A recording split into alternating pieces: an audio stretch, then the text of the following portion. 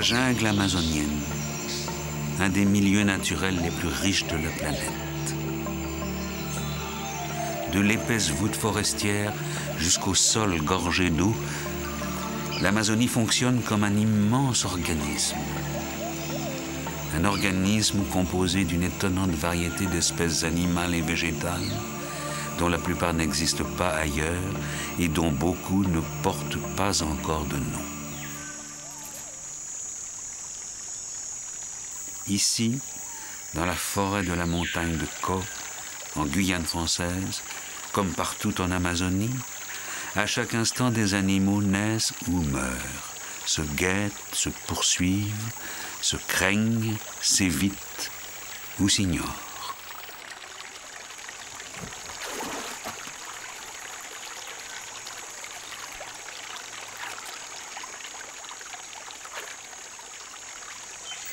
Un enfer vert pour certains, un paradis végétal pour d'autres. En tout cas, un univers dans lequel la nature, comme toujours, met tout en œuvre pour assurer la survie des espèces. Chacun passe constamment de la quiétude à la peur. Chacun peut manger et être mangé, puisque telle est la loi de la jungle. Et cependant, ici comme dans la savane, il y a toujours une espèce qui ne craint personne. Qui donc est le maître incontesté de cette forêt? Serait-ce le jaguar, le plus noble félin du continent? Peut-être, mais alors, le jaguar doit partager son territoire avec des êtres bien plus féroces que lui. Des fauves à 6 pattes, les terribles fourmis légionnaires, les écitons, des fourmis nomades.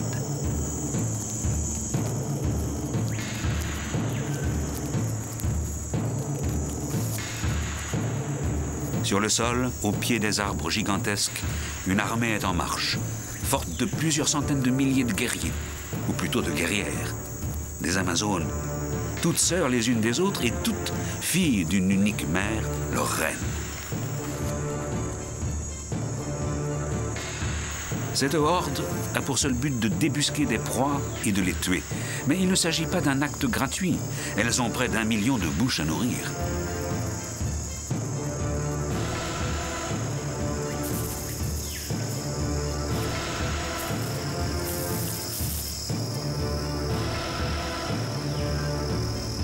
Les écitons utilisent une tactique offensive éprouvée, celle du rouleau compresseur. Un énorme bataillon se répand brutalement dans la forêt, sur 20 mètres de front. Cette vague de guerrières surprend quantité de petits animaux. Seuls ceux qui ont une solide carapace ou peuvent s'enfuir très vite échapperont à une mort certaine.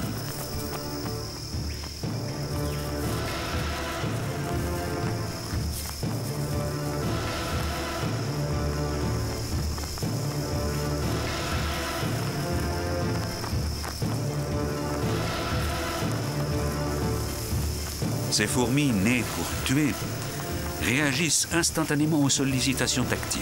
Plus la proie se débat, plus elle excite l'agressivité instinctive du commando et attire de nouvelles assaillantes.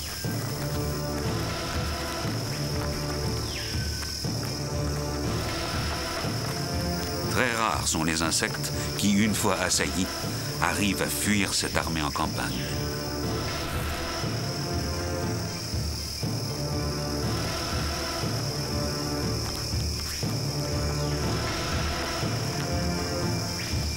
Chez les fourmis, comme chez la plupart des insectes, les comportements sont innés, déterminés par une programmation génétique. Ce n'est pas le cas des mammifères. Ce petit jaguar âgé d'à peine 2 mois vit encore dans le giron de sa mère et il lui faut tout apprendre. Toucher, sentir, écouter, goûter et peu à peu s'approprier son domaine. Pour l'heure, il est en pleine leçon de choses, pas en leçon de chasse. Mais les autres habitants de la forêt ignorent cette distinction. Pour le paresseux, l'odeur des fauves qui approchent commande de regagner la cime des arbres. Et au plus vite, si possible, car la femelle jaguar vient de flairer sa présence.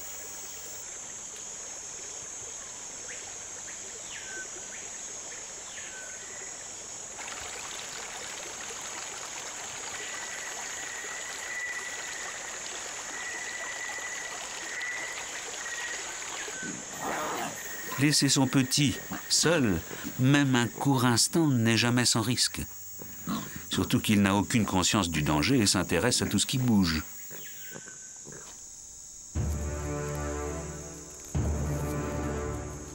Dans un habitat aussi hostile, il est bon d'avoir sa maman derrière soi à chaque instant. Mais l'apprentissage de la vie ne va pas sans mauvaises expériences.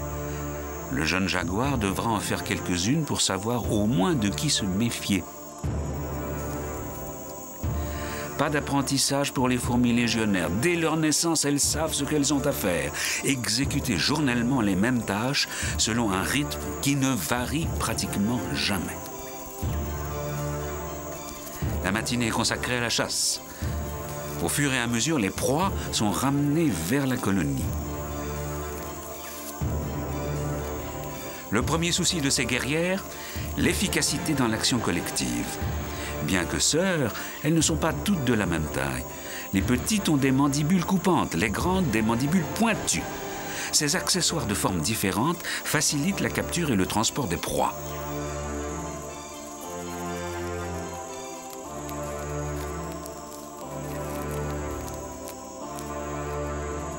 Aux heures chaudes, les écitons mettent fin à leur razzia et prennent le chemin du retour.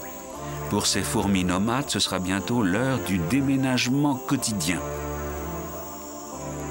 Dès lors, les insectes n'auront plus à craindre les fourmis légionnaires, mais d'autres dangers les guettent.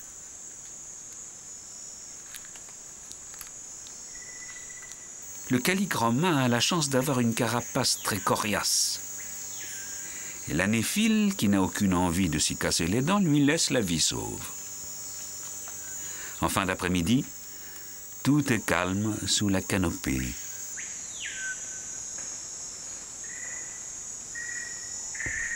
Mais cette quiétude ne saurait durer. Le déménagement des écitons a commencé.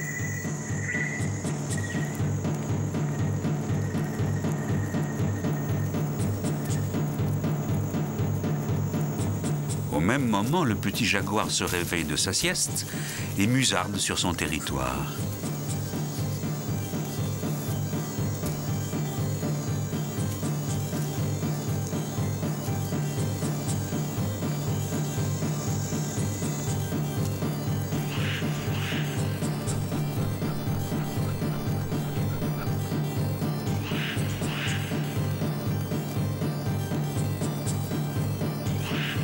Étrange découverte que cette colonne grouillante qui scinde en deux son terrain d'aventure.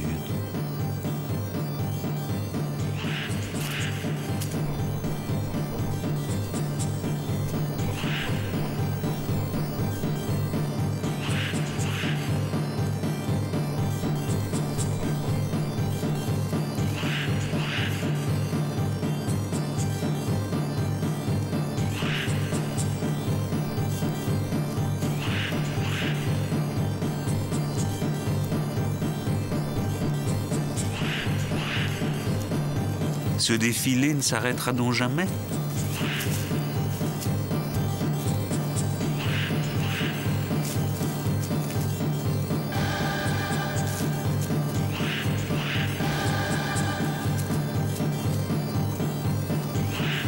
Le jeune Candide vient de vivre sous les yeux de sa mère, toujours attentive, une nouvelle expérience.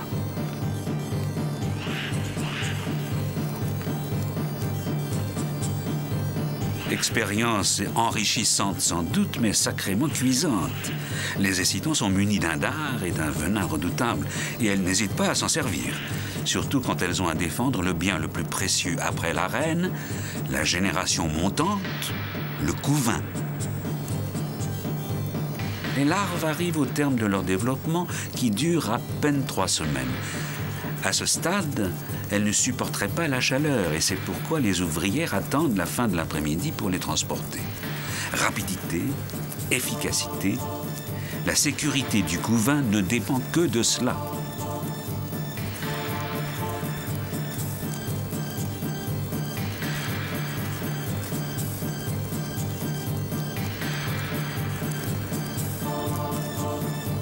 La colonie tout entière concentre son énergie sur un seul point, la vélocité.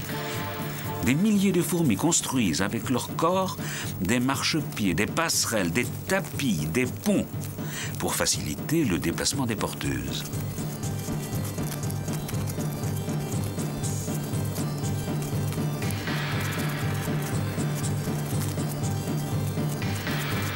Aucune de ces images n'est accélérée.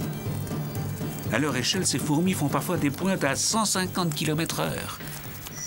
Il faut trouver, avant la tombée de la nuit, un nouveau lieu où bivouaquer. Il y a des créatures qui, au contraire, attendent le crépuscule pour entrer en action. Si certains, comme le calichroma, épargné par la néphile, cessent toute activité, d'autres partent en quête de nourriture sous le couvert de la nuit. Une quête qui n'est pas sans danger, mais chacun a ses armes pour repousser l'ennemi. Il faudrait toujours se méfier des proies les plus alléchantes. Elles portent souvent en elles une arme dissuasive redoutable. Cette chenille sécrète un liquide détestable. La menthe religieuse va la prendre à ses dépens.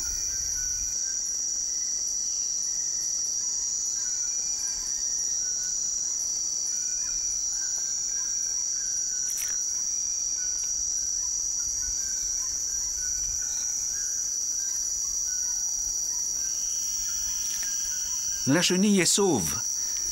La menthe, elle, évitera désormais tout ce qui ressemble, de près ou de loin, à cette créature infecte.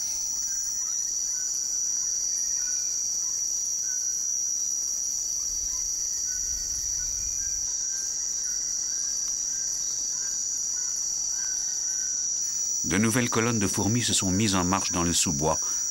Cette forêt ne connaît donc jamais de répit. Y aurait-il une autre espèce de fourmis barbares qui hante les nuits amazoniennes? La nuit voit enfin sortir de leur torpeur ceux qui, le jour, recourent au camouflage pour se protéger. Le crapaud, travesti en feuilles mortes, la sauterelle, déguisée en feuilles vertes.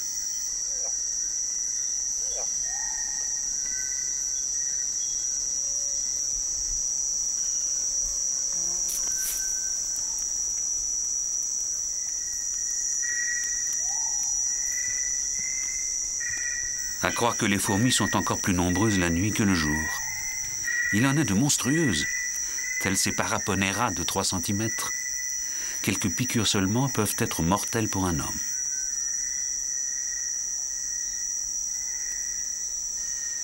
Cette menthe religieuse est sans doute prévenue, car elle se garde bien d'y toucher.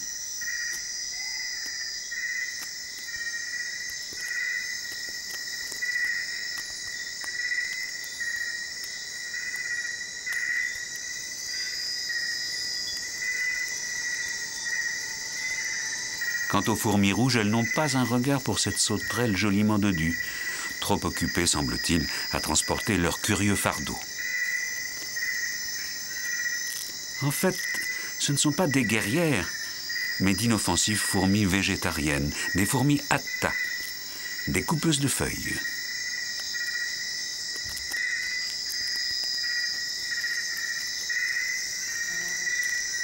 Celles qui font la découpe sont assistées par des congénères plus petites chargées de chasser les mouches parasites qui viennent pondre leurs œufs sur les feuilles. Tous les végétaux intéressent les fourmis atta. La diversité de leurs récoltes n'a d'égal que la richesse végétale de la forêt.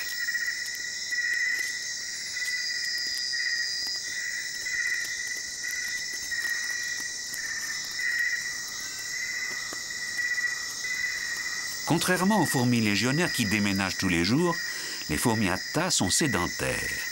Donc elles suivent toujours les mêmes chemins, des lieux de récolte à leur fourmilière souterraine. Depuis des années, à chaque passage, elles jalonnent leur parcours de phéromones, des sécrétions odorantes qui jouent le même rôle que les panneaux indicateurs sur nos routes.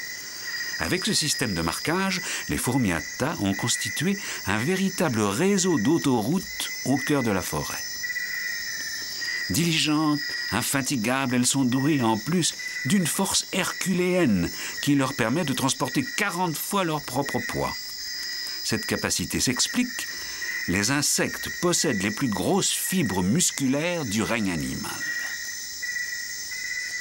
Et l'endurance de ces fourmis est à l'image de leur force. En une nuit, des arbustes, voire des arbres entiers sont entièrement défoliés.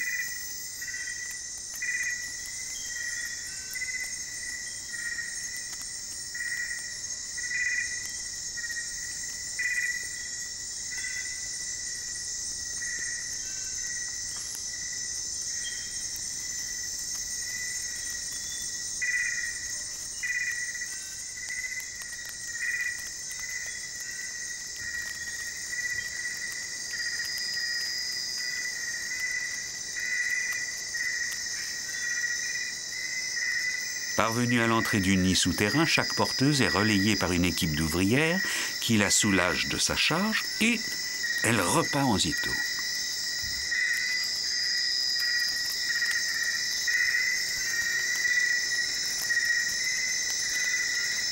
Ce superbe ballet silencieux ne prendra fin qu'au lever du jour.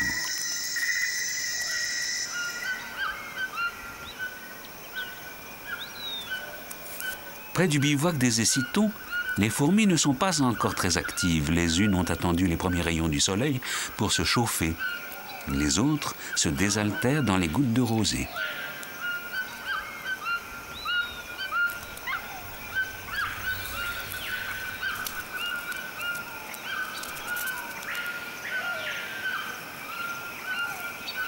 Pour beaucoup d'insectes, la journée commence par un brin de toilette, chacun selon sa technique.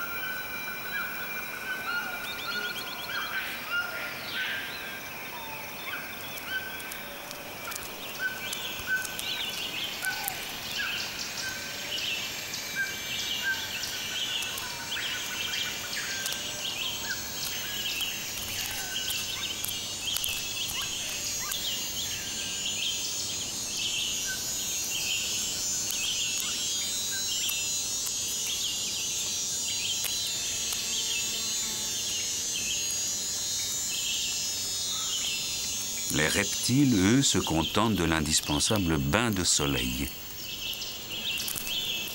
Sous les tropiques, la chaleur monte vite.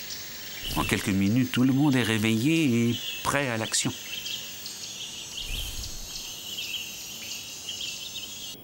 Toutes les fourmis à tas ont regagné leur cité à 1 mètre sous terre.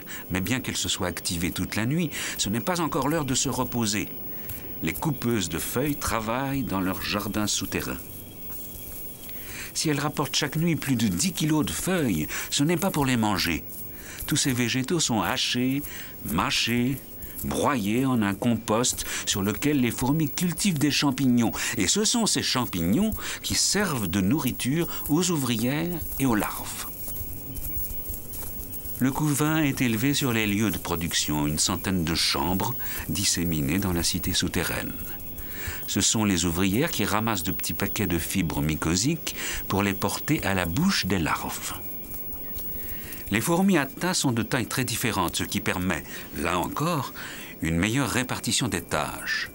Les plus petites peuvent atteindre les moindres recoins des champignonnières. Les plus grandes jouent le rôle de vigile, surveillant les diverses galeries et les entrées du nid.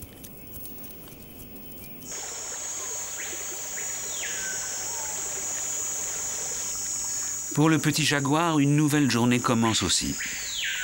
Il a bien avancé dans l'exploration de son domaine. Même la rivière lui est déjà familière.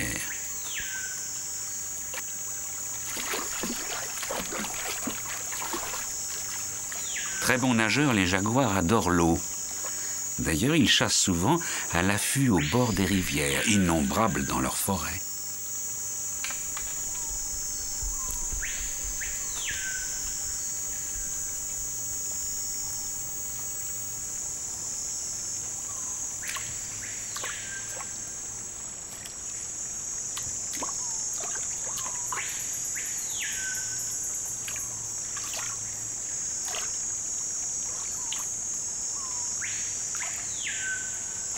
Pour l'instant, il ne pense pas à manger, mais plutôt à jouer.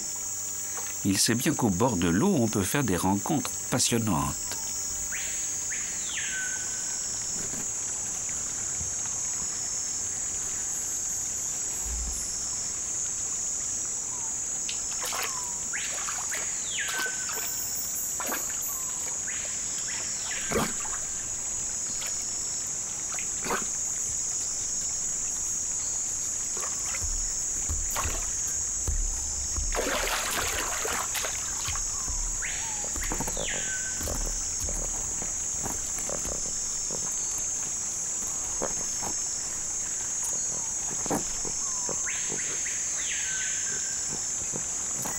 Malheureusement, ceux qui pourraient faire de bons copains sont parfois bien peu coopératifs.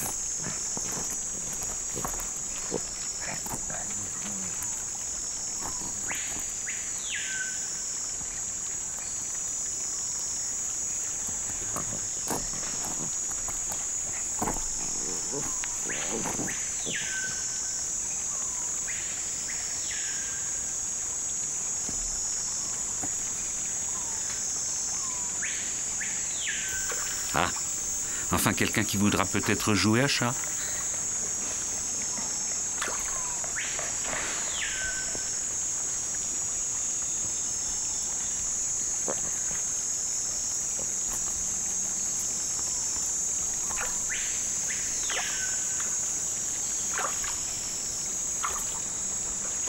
Excité mais teigneux celui-là. Pincé n'est pas joué.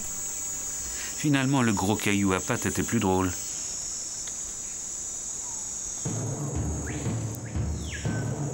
Revenons à nos écitons. Le jeu ici, on ne connaît pas. Chaque matin, on part chasser.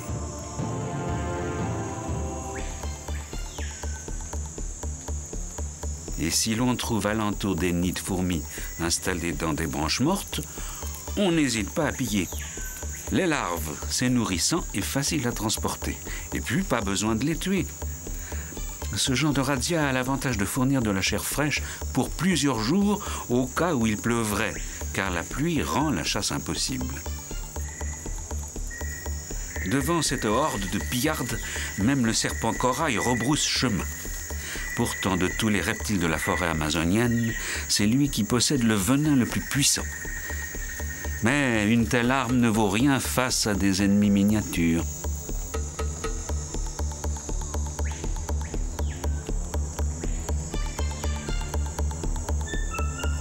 Pour certains, la fuite serait trop dangereuse. Mieux vaut essayer de se fondre dans le décor. Pas de mouvement, pas de vie, puisque c'est le stimulus tactile qui prévaut chez les écitons. Ce criquet l'a sans doute compris.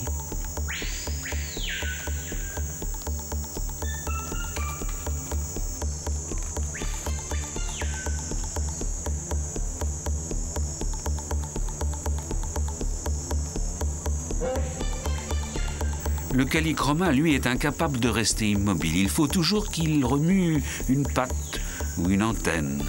Et sa gestuelle n'échappe pas aux fourmis.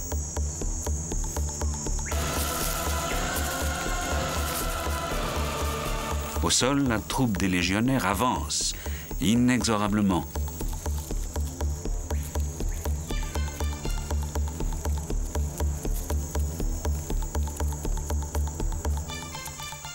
Pour l'instant, la proximité du danger n'empêche pas notre Callichroma de suivre son idée fixe, qui est du reste sa seule raison de vivre, trouver une compagne pour se reproduire. Posté sur un tronc mort de Balata, l'arbre nourricier de sa larve, il guette l'arrivée d'une femelle et se moque bien des fourmis.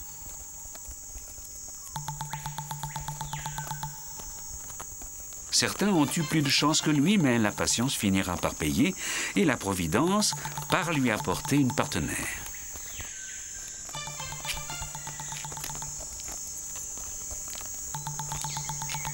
Hélas, la concurrence est si rude qu'il n'arrivera pas à ses fins, et le danger est désormais trop proche.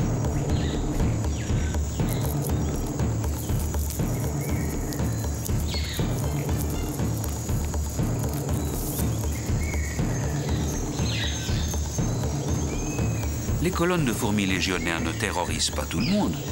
Certains oiseaux les suivent même avec intérêt, dans l'espoir d'attraper au passage les insectes en fuite, voire de dérober furtivement aux écitons une de leurs victimes.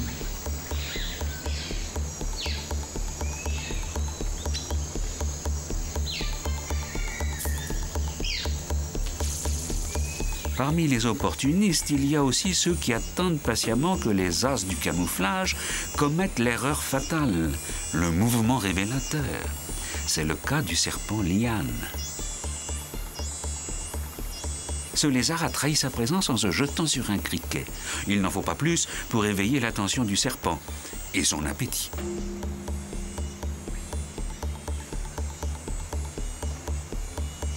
Un lézard farci au criquet, ça vaut la peine de soigner la manœuvre d'approche.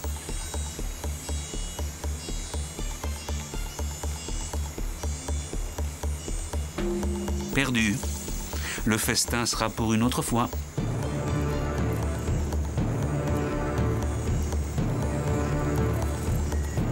Ce nouveau raid, qui a duré près de 4 heures, a fait au moins 1500 à 2000 victimes. Mutilés, dépecés, les insectes sont acheminés vers le bivouac par une partie de la troupe. Et la horde continue d'avancer. Une sauterelle semble faire fi du danger qui la guette, se croyant à l'abri sous son camouflage.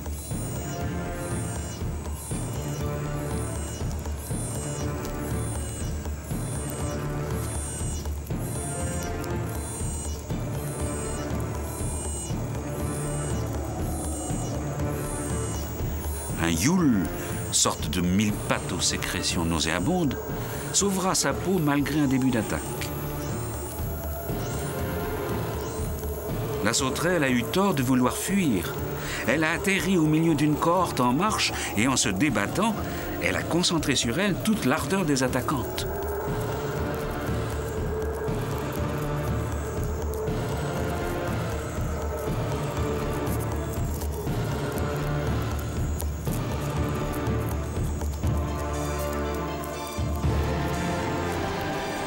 Brusquement, la chasse prend fin. Aucun chef n'a ordonné le repli et pourtant, en quelques minutes, la troupe fait demi-tour. Un mouvement s'amorce à contre-courant.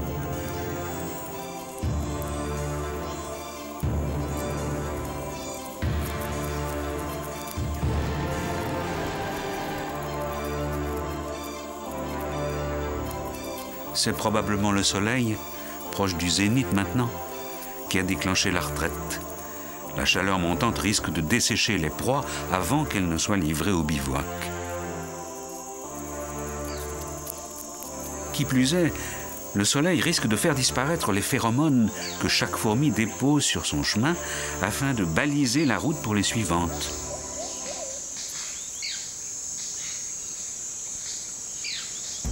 Le bivouac, le voici. Un énorme amoncellement de fourmis.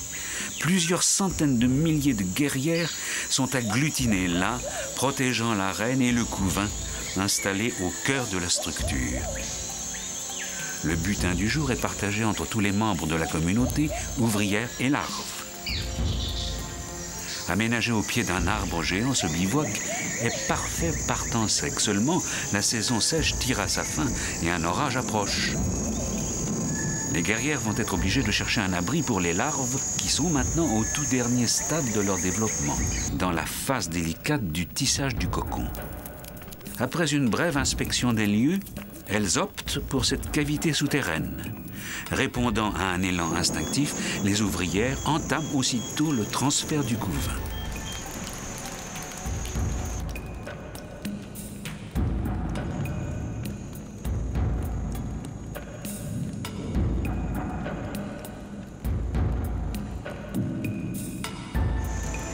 Alors que la pluie commence à traverser le couvert forestier, en quelques minutes, grâce à une énergique mobilisation, une annexe du bivouac se forme sous terre.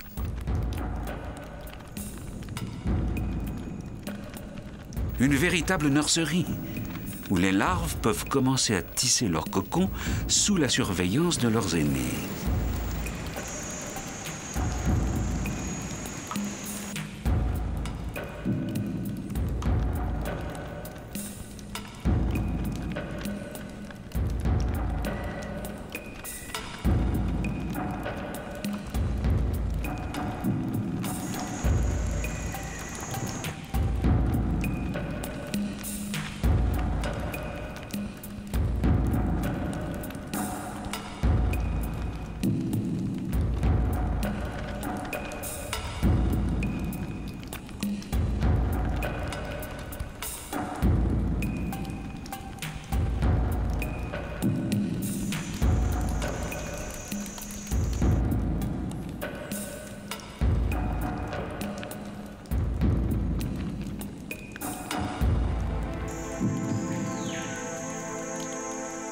Sous les tropiques, les averses sont souvent aussi brèves que soudaines. Le soleil brille déjà de tous ses rayons sur le bivouac.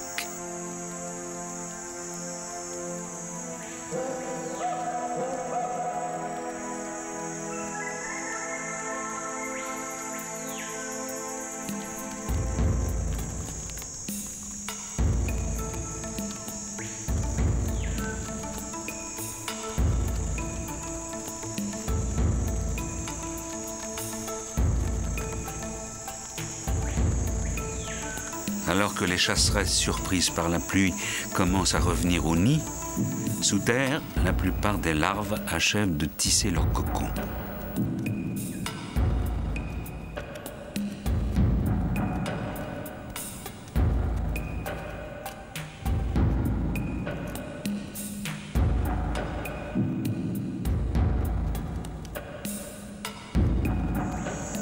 La pluie est probablement le pire ennemi des écitons.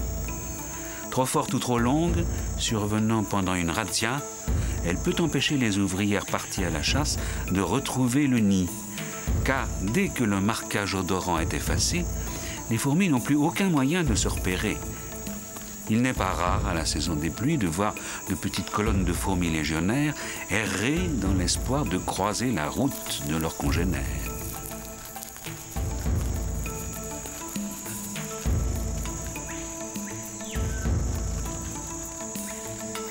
Pour cette fois, la pluie n'aura pas fait trop de dégâts, mais elle a servi d'alerte. Le gros de la troupe part déjà à la recherche d'un nouveau lieu de bivouac mieux abrité.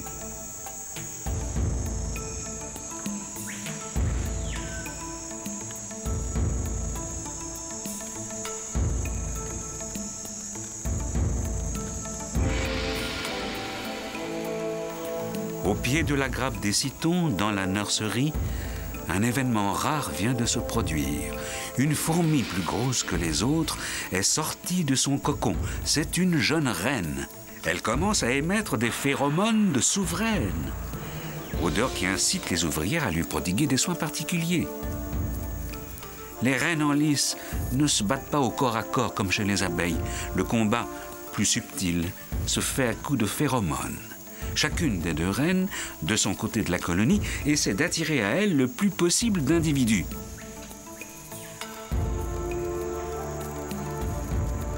Mais il est déjà l'heure du déménagement.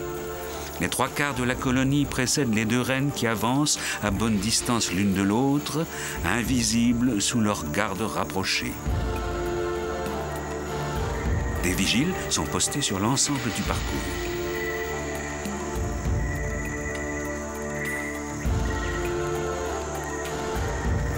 Le droit de préséance est observé. La reine-mère devance sa fille.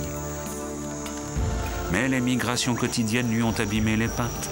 Elle n'avance plus très vite, si bien que son cortège est peu à peu talonné, puis rejoint par celui de sa rivale. La proximité des deux souveraines et le mélange des odeurs royales affolent les escortes qui s'arrêtent brusquement. C'est la panique. Mais les légionnaires craignent que cet arrêt ne mette en danger leur génitrice. Les vigiles affluent de toutes parts. Des mandibules se dressent, menaçantes. Les reines sont immobiles, totalement recouvertes par une marée de gardes en furie.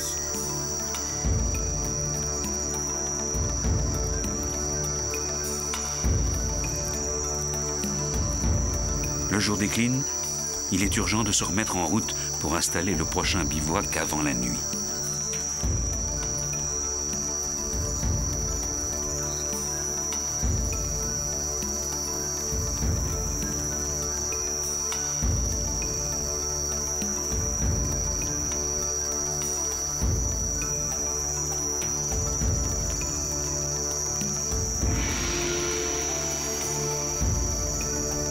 La jeune reine a maintenant dépassé son aîné et va de l'avant.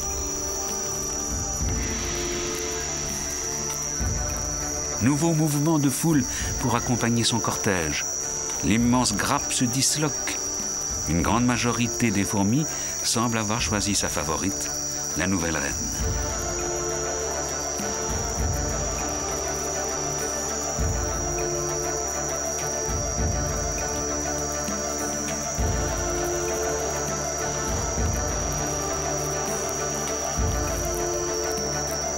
Une foule importante accompagne maintenant la nouvelle reine et vient grossir son cortège qui progresse de plus en plus vite.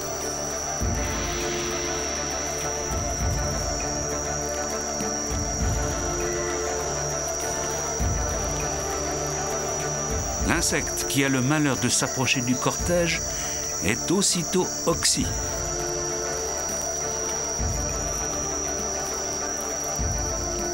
Sur le passage de la troupe, pour hâter le mouvement, des ponts se forment et se défont.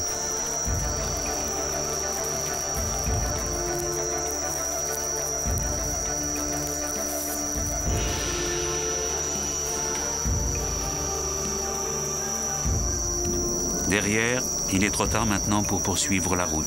La dernière cohorte de fidèles rebrousse chemin avec la vieille reine vers le campement d'hier encore proche.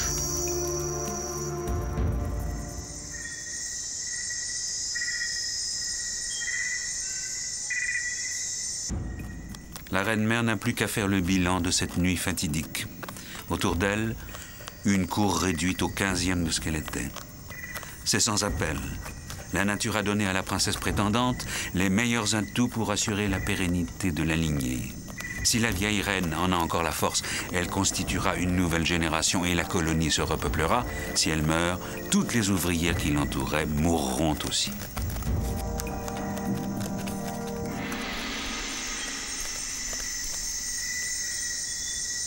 De nuit comme de jour, que l'on vive seul, en couple ou en colonie, pour assurer la pérennité de l'espèce, il faut assurer la survie des gènes. Chacun s'y emploie à sa façon.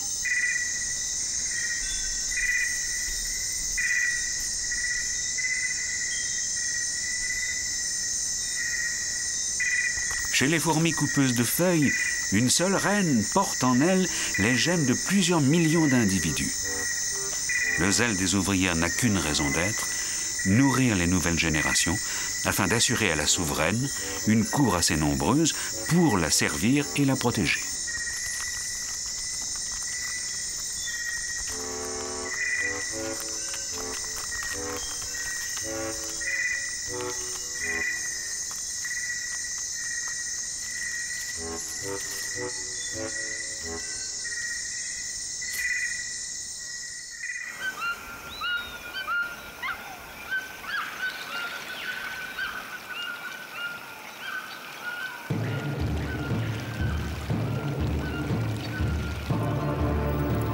Les Écitons ont à leur tête une autre reine, mais leur programmation, elle, n'a pas changé. À peine réveillés, les voici sur le pied de guerre, en chasse, comme chaque matin. Certains sont trop contents de se trouver sur leur chemin. Cette iguane, par exemple, va enfin être débarrassée des parasites qui lui collent à la peau.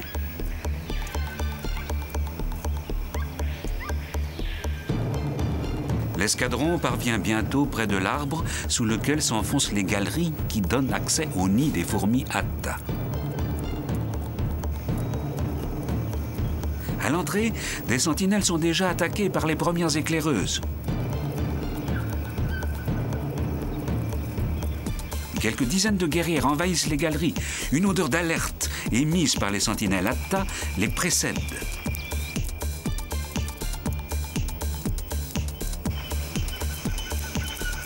Sous terre, c'est l'affolement.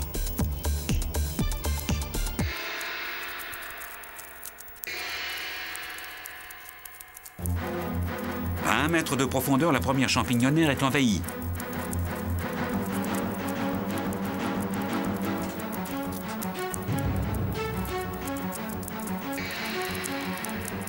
Les Écitons cherchent évidemment des proies à capturer, mais elles ne trouvent ici que des moisissures et des fourmis jardinières, immangeables.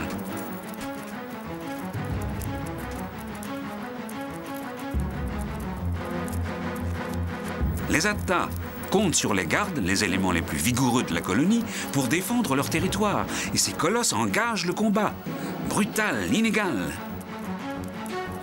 Tout d'abord, les Écitons semblent avoir le dessus. Elles sont en surnombre et armées de dards.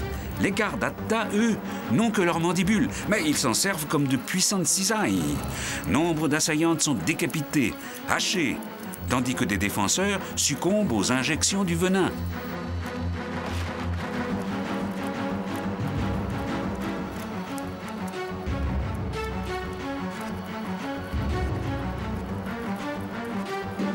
Les fourmis à tas ne doivent qu'à leur géniale organisation de n'être pas entièrement pillées. Leurs larves sont réparties dans une centaine de chambres disséminées dans la fourmilière.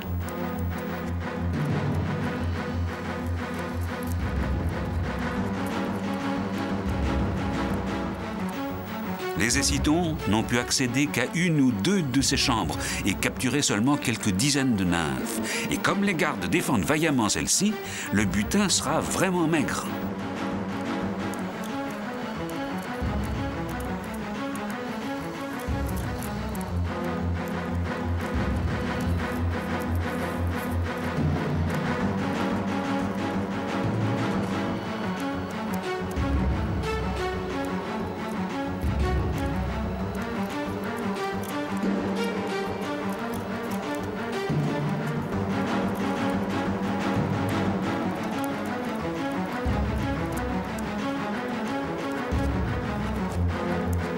Les écitons doivent se rendre à l'évidence, ce pillage n'est pas rentable.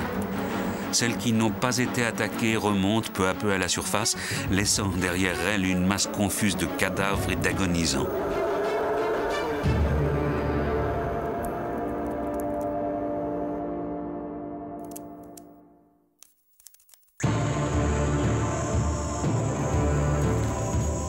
Dehors, le gros de la troupe progresse toujours.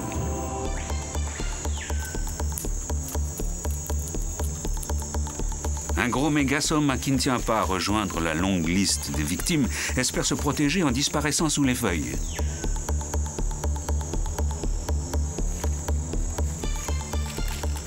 Il ne trouvera le salut que dans une fuite éperdue.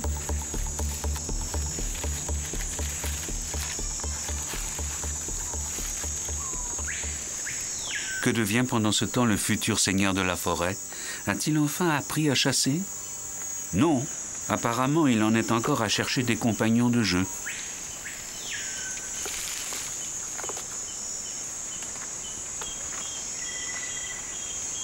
Pas facile de détourner l'attention d'un coati occupé à chercher de la nourriture.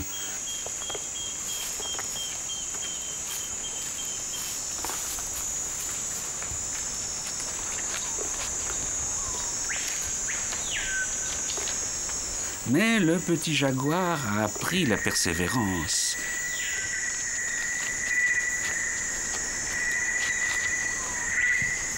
D'abord, afficher ses bonnes intentions, montrer que l'on veut vraiment jouer, qu'il n'y a pas de danger.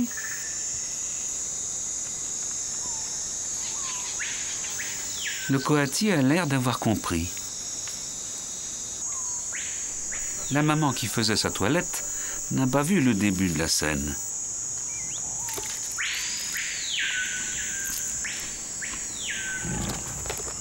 Elle s'est décidée à se lever pour faire la leçon à son rejeton. D'abord, on ne joue pas avec la nourriture, c'est une règle d'or.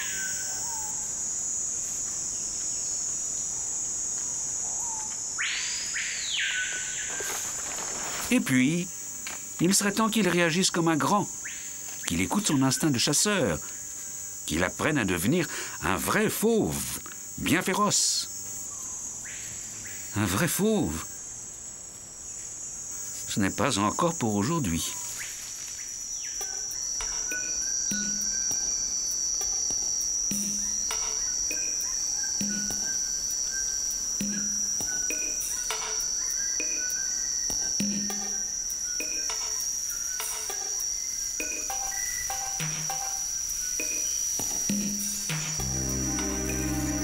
La colonie des Citons qui a changé de reine est maintenant à l'apogée de son cycle. En cette fin d'après-midi, c'est une communauté de près d'1 million de fourmis qui s'apprête à nouveau à déménager.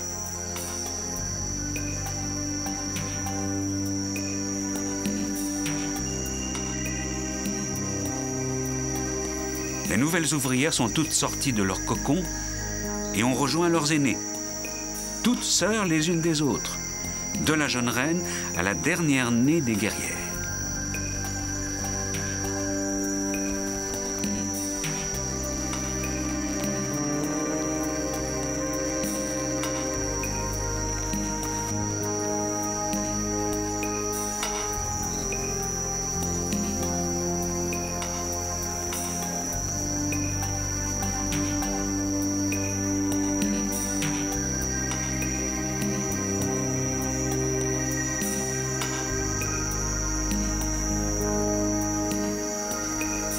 1 million de fauves? Ou un seul et unique fauve, la colonie? Telle pourrait être la question, mais avons-nous le droit d'appliquer aux fourmis légionnaires un tel cliché?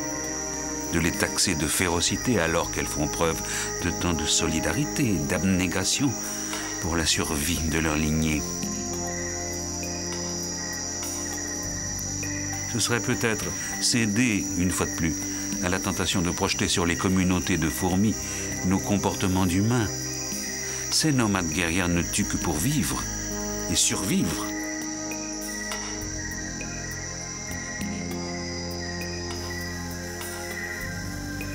Contentons-nous de méditer sur cette simple réalité et d'admirer le savoir-faire de la nature.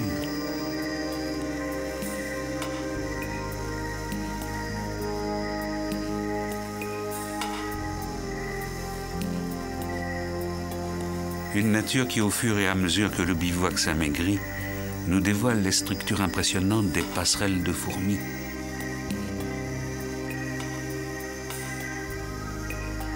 Faut-il applaudir leur talent d'architecte ou de trapéziste?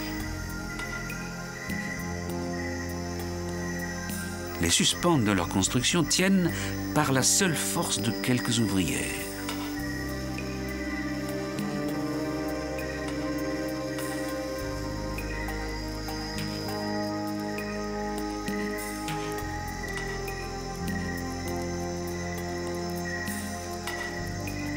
Une nature qui, lorsque la nourriture est assez abondante, fait apparaître une génération de mâles ailés. Les seuls membres de la colonie qui, le soir venu, quitteront leur immense famille pour voler vers d'autres nids et féconder d'autres reines, à seule fin d'assurer le mélange des patrimoines génétiques.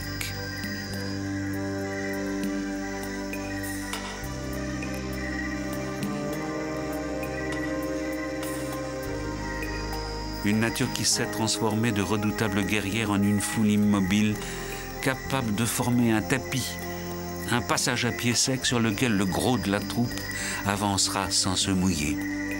Une nature qui admet que ces petits coléoptères rouges puissent berner les féroces écitons et vivre à leur crochet.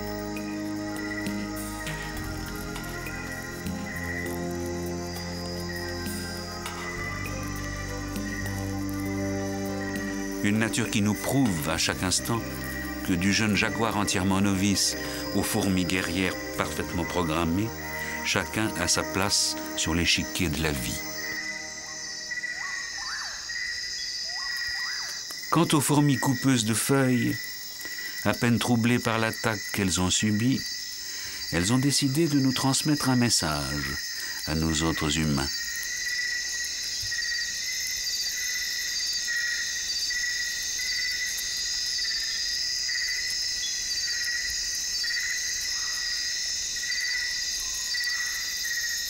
Peut-être faut-il comprendre que si l'homme persiste à vouloir toujours changer le cours naturel des choses et à modifier son environnement, le déséquilibre qui s'ensuivra le conduira inévitablement à sa fin. Et les fourmis, elles, n'auront sans doute aucun mal à lui survivre.